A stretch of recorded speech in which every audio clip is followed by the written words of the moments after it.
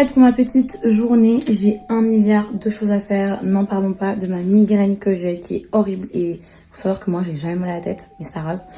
Je vais aller faire ma séance de laser, ma dernière séance de laser avant de rentrer à Bali et je dois aller rendre 2-3 trucs dans un magasin. Ensuite je rentre pour terminer les cartons, les valises. Faut vraiment que là aujourd'hui j'ai fini à 70% de ce que je dois faire. Demain c'est ma dernière journée encore pour terminer tout ce qu'il faut. Et comme ça, vendredi, je suis tranquille. Voilà. J'espère que vous allez bien, que vous avez bien dormi. Moi, ça va, à part que j'ai une migraine, mais sinon, ça va. Et voilà, c'est parti pour la journée de folie qui nous attend tous ensemble.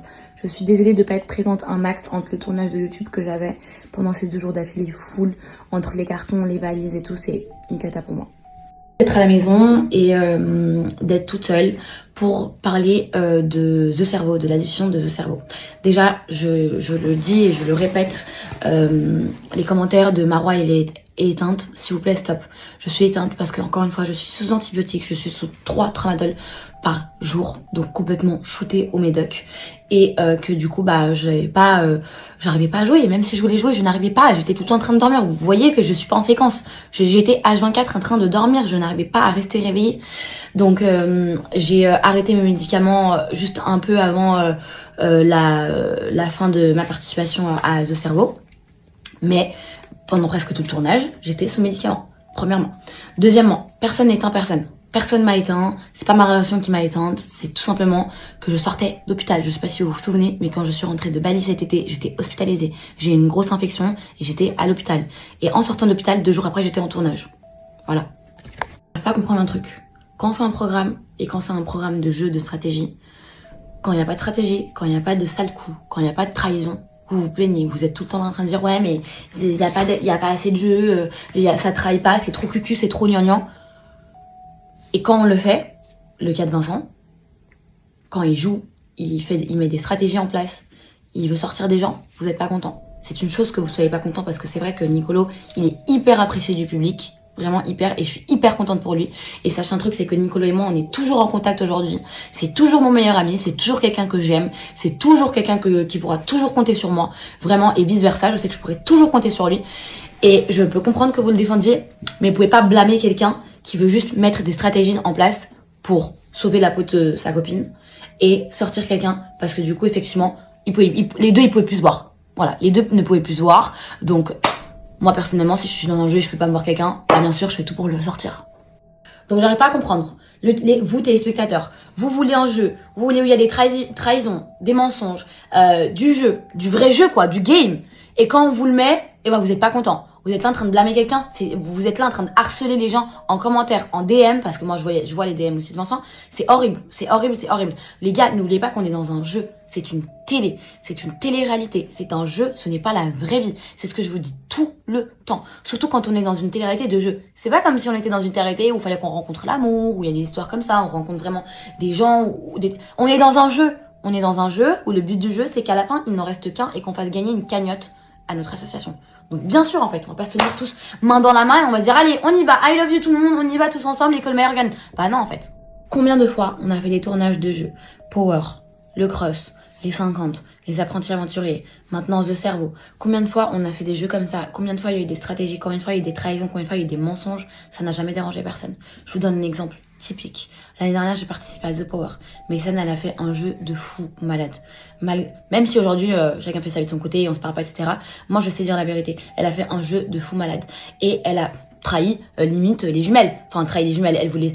Elle était power player. Elle a voulu sauver sa peau. Elle a mis Océane, elle aurait pu mettre plein d'autres personnes, on était 14, c'était encore le début du jeu. Elle aurait pu mettre Pascal, elle aurait pu mettre Comba, elle aurait pu mettre Yael, elle aurait pu mettre tous ces gens qu'elle ne connaissait même pas. Elle dormait avec Océane et Marine, elle a mis Océane, mais ça n'a jamais dérangé personne, on a tous applaudi Mason parce que du coup elle a fait un bon jeu. Je comprends pas pourquoi, là dans ce jeu, vous n'êtes pas content. Certes, vous pouvez ne pas aimer Vincent, certes, vous pouvez adorer Nicolo, mais vous pouvez pas harceler les gens comme ça en commentaire et en DM, c'est pas possible. Il n'a fait que de jouer, et c'est un jeu, ce n'est pas la vraie vie. Bref, ça me tenait à cœur de faire ces vidéos juste pour que vraiment genre ça se calme et qu'on calme tout parce que ça prend des proportions qui n'ont pas lieu d'être clairement. Que on tourne une télé-réalité, on n'est pas en train de tourner un jeu où on va rencontrer quelqu'un ou quelqu'un fait des kilomètres et des kilomètres pour venir nous rencontrer, pour pour rencontrer l'amour et pour fonder peut-être quelque chose, etc. On n'est pas dans ça, là, on est dans un jeu. C'est une compétition. C'est un jeu de stratégie. C'est un jeu où on doit mettre des stratégies en place. Et c'est pas la fin de ces stratégies parce qu'il y a plein d'autres stratégies qui arrivent. Vous allez être déçus sur plein d'autres choses. Vous allez être content sur plein de choses. Mais on est dans un jeu. Ce n'est pas la vraie vie. On est dans un vrai jeu. Dans un jeu. C'est une télé-réalité. Ce n'est pas la vraie vie. Dans la vie de tous les jours, Vincent ne se permettrait pas de faire quelque chose comme ça à un ami à lui. C'est juste que là, on est dans un jeu. C'est de la compétition. On vous divertit, en fait. Et finalement, ça marche. C'est juste que arrêtez d'être négatif autant que ça. Bref, j'ai terminé. Désolée, j'ai trop parlé. Mais c'est juste que ça fait quelques jours qu'on s'en ramasse plein la gueule. Et surtout Vincent. Et je trouve que c'est pas forcément trop cool. Et le but, c'est de calmer un peu les choses. Moi, j'adore Nicolo. Nicolo, c'est mon ami. C'est mon meilleur ami. C'est quelqu'un qui pourra toujours compter sur moi. Pas parce que Vincent et Nicolo ne s'aiment pas ou ne s'apprécient pas ou ne se parlent pas ou ne veulent pas se parler que moi, bah du coup je vais pas parler avec Nicolo parce que du coup je suis en couple avec Vincent. Pas du tout, je mange pas de ce pain là. Moi je suis pas du genre à dire à mes copines ouais je parle pas avec cette fille, je l'aime pas donc parle pas. Non, parle-lui si tu veux lui parler. C'est pas ma façon de faire, c'est pas mon mindset, mais juste j'aimerais juste que ça se calme un peu, que ce soit en commentaire, en message s'il vous plaît. On est là juste pour divertir, on est là pour s'amuser, on était là pour s'amuser, on était là pour kiffer et kiffer aussi. Arrêtez d'insulter, arrêtez, enfin stop, on n'est pas des robots, c'est pas cool. À un moment donné, il faut que vous y pensez aussi un petit peu. Avant de sortir, je vais lancer une petite machine, je pense que c'est ma dernière machine dans cet appartement. Et je voulais juste savoir si vous connaissiez Bajoa, est-ce que vous en pensez? Moi j'adore, je l'ai fait ma machine que avec ça, vraiment qu'avec ça, ça se voit, hein, c'est mon bac de lessive. Et c'est incroyable, je sais pas si vous connaissez, laissez-moi vos avis, ça m'intéresse.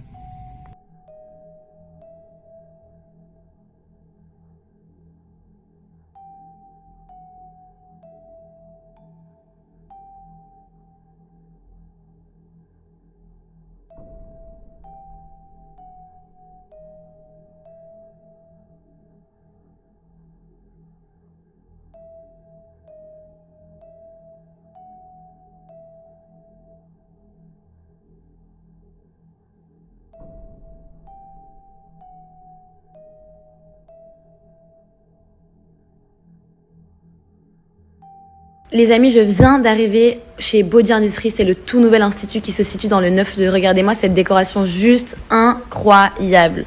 Ça nous fait un peu rappeler Marrakech, c'est juste magnifique. Je vous montre la petite première salle de Cryolipolis, c'est canon.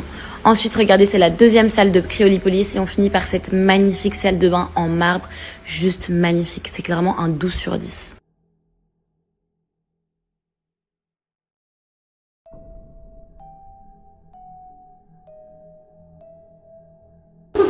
Là, normalement, ça va être plutôt des séances retouches. Ouais, ça y est, j'ai plus. T'as combien de séances de laser torse? 6ème, 7ème, je pense. Ouais, Ok. sur le torse, ça doit être ça.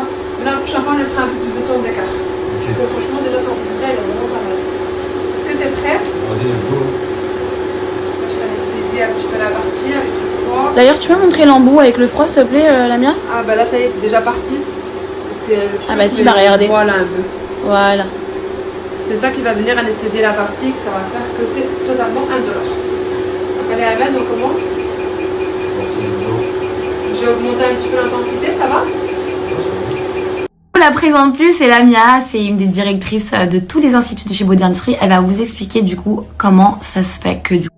Voilà, non. Je vous la présente plus, c'est Lamia, c'est une des directrices de tous les instituts de chez Body Industries. Elle va vous expliquer du coup comment ça se fait que du coup on ne ressent rien, les bienfaits du laser et le pourquoi du comment il faut venir chez Body Industries. Du coup, nous, on a un laser jet à froid qui est quasi indolore. Le fait que la tête elle soit gelée, on va ressentir des petits picotements, mais c'est vraiment supportable. Le plus important, c'est qu'on peut traiter la peau la plus blanche à la peau la plus foncée et le poil le plus fin comme le poil le plus épais. À savoir que tous les Body Industries, nous sommes formés par notre médecin référent et on est sur minimum 6 passages. C'est-à-dire que on passe 6 fois, donc c'est l'équivalent quand même à 3 séances ailleurs. Dès votre première séance, on vous garantit un résultat d'une perte de poils de 40% facile, voire 50%. Voilà, merci Lamia. Avec plaisir. Donc comme vous pouvez le voir, vraiment zéro douleur. C'est limite un kiff de venir faire mes séances de laser. Et ça sur tout le corps. La dernière fois j'ai fait ma séance de maillot, c'est pour ça que là je fais ma dernière séance aisselle.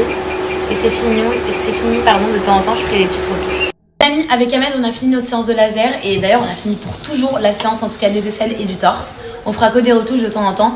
Bref, on voulait vous donner une offre hyper intéressante. Vous avez les séances pour les aisselles, le maillot intégral et les demi-jambes pour seulement 99 €. C'est hyper intéressant.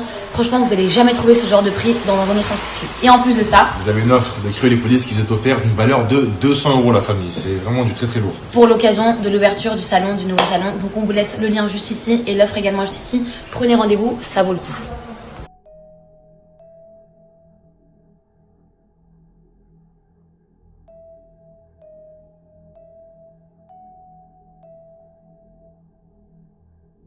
Ça y est, je suis bien rentrée à la maison. De base, j'avais un programme assez différent que celui qui va se passer dans les prochaines minutes.